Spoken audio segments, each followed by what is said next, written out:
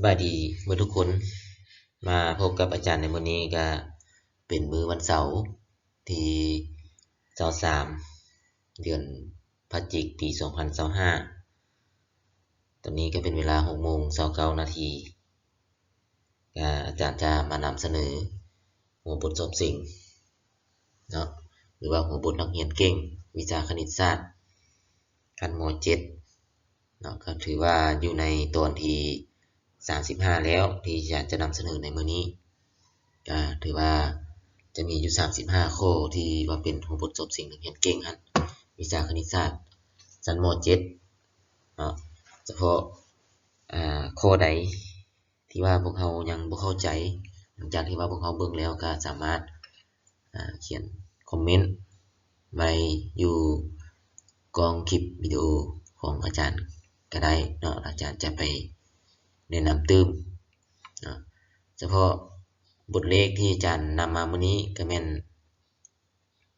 มีอยู่ว่าจงสอบค่าของจำนวนถ้วนบวก n น้อยสุดและจำนวนจริง r ที่เฮ็ดให้ px เท่ากับ x บวก1ทั้งหมดกำลัง n บวก r หารคาดให้ x กำลัง2บวก x บวก1อันนี้เป็นบทเลขที่ว่าอาจารย์มานำเสนอในมื้อนี้ถึงว่าบทแก้มันจะเป็นแนวใดเนาะอาจารย์จะไปแนะนำเอามาสืบต่อเบิ่งบทแก้มันจะมีวิธีแก้คือแนวใดเนาะในเบื้องต้นนี้เราก็ไปอิงใส่การหารพหูพจน์ให้โทพจน์เราก็จะมีคืออันนี้เนาะpx นี่หารคาดให้ x ลบ4ก็ต่อเมื่อว่า p4 นี่ต้องเท่ากับ0เนาะกรณีที่ว่า x เท่ากับ4เอามาแทนซะนี่4ลบ4มันจะต้องเท่ากับ0เนาะแต่ว่าเราอิงใส่หลักการตัวนี้หลังจากนั้นแล้วเราก็จะให้ x กำลัง2บวก x บวก1นี้เท่ากับ0เนาะหลังจากนั้นเราก็จะไปเบิ่งใจผลของมันเนาะมันเป็นสมผลขั้น2เราก็ลองไปไล่เดลต้าลองเบิ่งเนาะหลังจากที่ว่าเราไปไล่เดลต้าแล้วสูตรของเดลต้านี่แน่นอนว่าหลายคนก็สิจื้อเนาะสิจื้อเพราะว่าเดลต้านี่มันจะเท่ากับ b กำลัง2ลบ cac เนาะสัมประสิทธิ์ของ a กำลัง2นี่ก็จะเป็นสัมประสิทธิ์ของ x กำลัง2นี่จะเป็น a เนาะสัมประสิทธิ์ของ x กำลัง1นี้มันก็จะเป็น b และ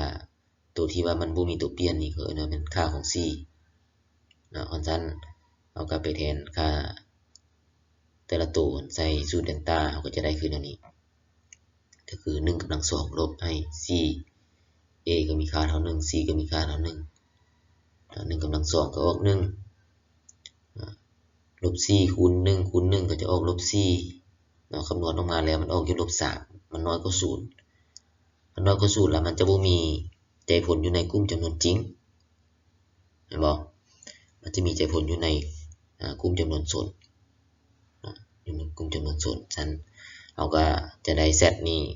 เท่ากับลบ1ส่วน2บวกลบ5กัน2ของ3ส่วน2 i เนาะถือว่าเรามีใจผลอยู่ในกลุ่มจำนวนส่วนก็หลังจากนี้อยู่ในนี้ให้พวกเราเข้าใจว่ามันจะมี2ค่าเนาะมี z1 กับ z2 แต่ว่าอาจารย์เขียนรวมกันไว้เลยถึงเนาะจากนั้นแล้วเอามาเบิ่งอยู่จุดนี้นะย้อน px นี่หารคาดให้x กำลัง2บวก x บวก1จุดนี้เนาะดังนั้นเราก็จะได้ p ของลบ1ส่วน2บวกให้5กัน2ของ3ส่วน2i นี่นะก็จะเท่ากับ0ถือว่าเท่ากับ0เพราะว่าเอาให้ px นี่หารคาดให้จำพวกนี้ดิ เนาะหารค่าใน x กำลัง2บวก x บวก1นี่เนาะเขาก็อิงตามตัวที่ว่าเราฮู้นี่ล่ะเนาะฉะนั้นตัวนี้นี่มันก็ต้องเท่ากับ0เนาะและ p ของลบ1ส่วน2ลบให้5ขั้น2ของ3ส่วน 2i ก็ต้องเท่ากับ0เช่นกันนะจากตัวนี้แล้วเราไปต่อเอามาซื้อต่อนะจาก p ของลบ1ส่วน2บวกให้5ขั้น2ของ3ส่วน 2i เท่ากับ0เราก็จะไปแทนใส่บทเลขในเบื้องต้นเราก็จะได้รูปร่างนี้มานะก็คือลบ1ส่วน2ลบให้5ขั้น2ของ3ส่วน 2i บวก1นะอันนี้เป็น1นี่มาจากบทเลขในเบื้องต้นเด้อนะกำลัง n ทั้งหมดนี้ขึ้นกำลัง n แล้วบวกให้ r เท่า0นะจากจุดนี้เราก็จะเห็นว่าอยู่ในนี้มันจะเป็น1ส่วน2ลบให้5ขั้น2ของ3ส่วน 2i หลายคนก็สิงงว่ามันมาแต่ไสเนาะ1ส่วน2 1ส่วน2นี้ให้พวกเราเข้าใจว่าเอา1ตัวนี้มาลบกับ1ส่วน2นี้มันก็จะได้เป็น1ส่วน2เนาะเพราะว่าจำนวนส่วนอยู่ในรูปร่าง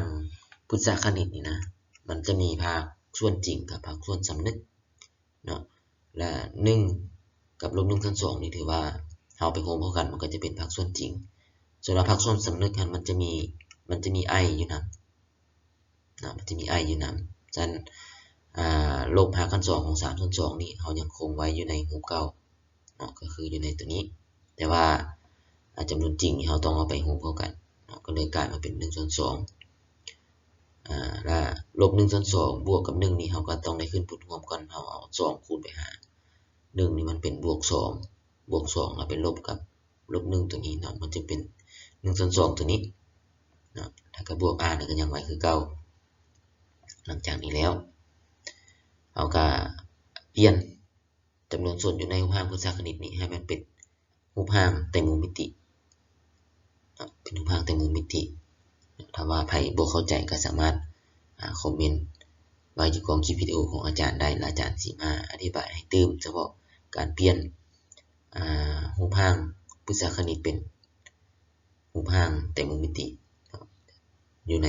กลุ่มจำนวนส่วนนะอยู่ในจำนวนส่วนนะเนาะถ้าว่าใครบ่เข้าใจก็ช่วยคอมเมนต์อยู่กล่องคลิปวิดีโอของอาจารย์ไว้เนาะถ้าว่าบ่มีนี่อาจารย์ก็จะบ่ได้อธิบายเติมเนาะและอยู่ในจุดนี้เนาะเราก็จะไปซื้อต่อนะ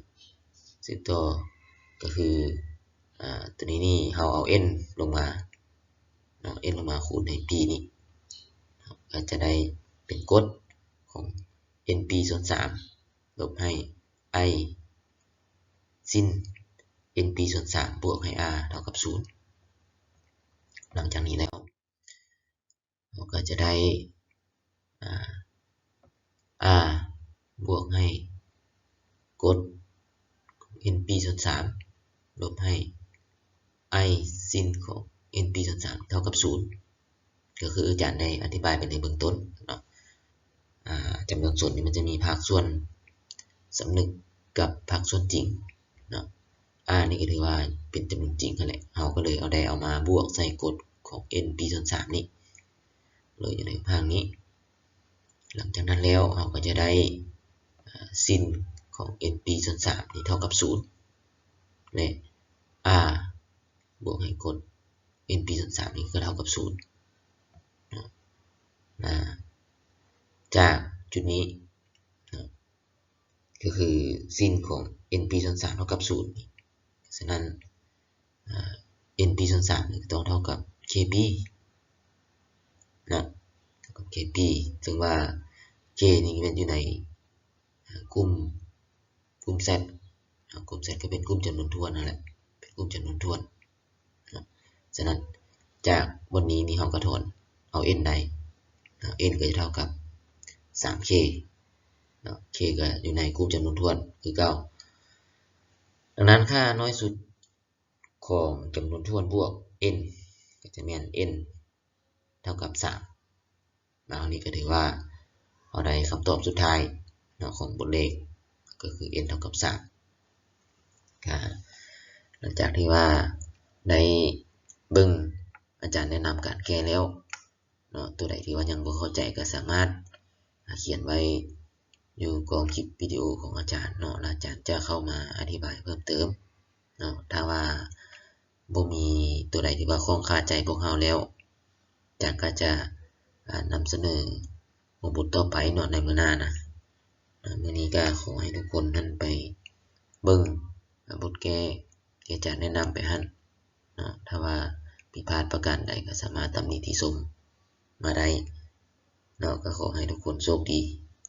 อาจารย์ขอจบ